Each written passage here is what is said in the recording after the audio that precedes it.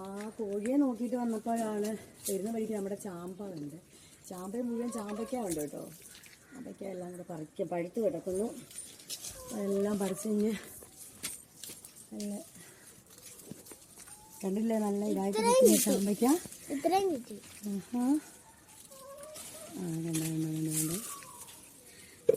അതുകൊണ്ട് നമ്മൾ ചാമ്പയ്ക്ക എല്ലാം പറിച്ചു. നമുക്ക് ഈ ചാമ്പയ്ക്ക കൊണ്ട് ഇനി ഒരു അച്ചാറുണ്ടാക്കാം കേട്ടോ.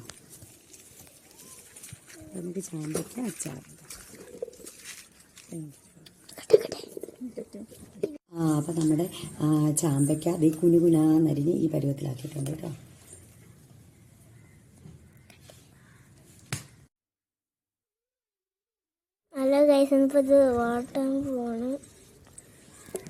നമുക്കൊരു ഇച്ചിരി മഞ്ഞൾപ്പൊടിയും ഉപ്പും ഒക്കെ ഇട്ട് ജസ്റ്റ് ഒന്ന് വെയിലത്ത് വെച്ചൊന്ന് ഇതാക്കിയെടുക്കാം.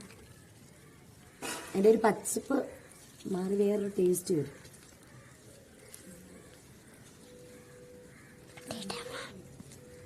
ചൂടായിട്ടുണ്ട്. കുറച്ച് നല്ലോണം ചൂടായി കഴിയുമ്പോൾ അതിലേക്ക് എണ്ണ ഒഴിച്ചു, ലേശം കടുകിട്ടു,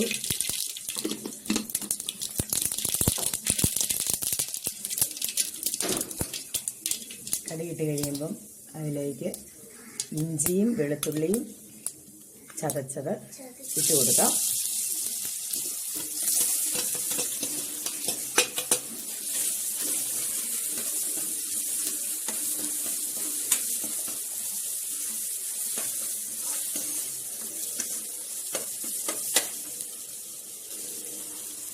രണ്ട് കറിവേപ്പില,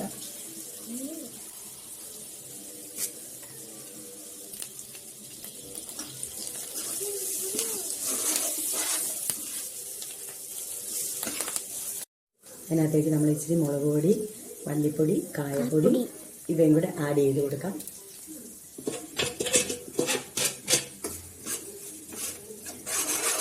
മൂത്തിട്ടുണ്ട്. മൂത്ത് കഴിയുമ്പോൾ നമ്മൾ ചെറുതായിട്ടൊന്ന് വെയിലത്ത് വെച്ചില്ലായിരുന്നോ ആ ചാമ്പയ്ക്ക ഇതിലേക്ക് ആഡ് ചെയ്ത് കൊടുക്കാം. ഇതിനകത്ത് നമ്മൾ കുറച്ച് ഉപ്പ് പുരട്ടിയായിരുന്നു നമ്മൾ വെയിലത്ത് വെച്ചത്. അപ്പോൾ അതുകൊണ്ട് നമ്മൾ നോക്കിയിട്ട് ആവശ്യമുണ്ടെങ്കിൽ മാത്രം നമ്മൾ ഉപ്പിനകത്ത് ആഡ് ചെയ്താൽ മതി കേട്ടോ.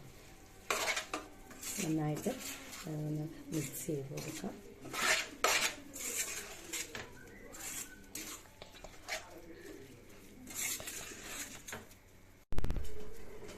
നോക്കിയപ്പോൾ ഇനി ഉപ്പ് വേണ്ടി വരും.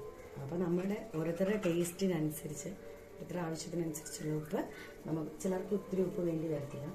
അതും അച്ചാറിന് സാധാരണഗതിയിൽ ഉപ്പാണ് മുന്നിൽ നിൽക്കേണ്ടത്. അതുകൊണ്ട് ഉപ്പിച്ചിരി ആഡ് ചെയ്തു.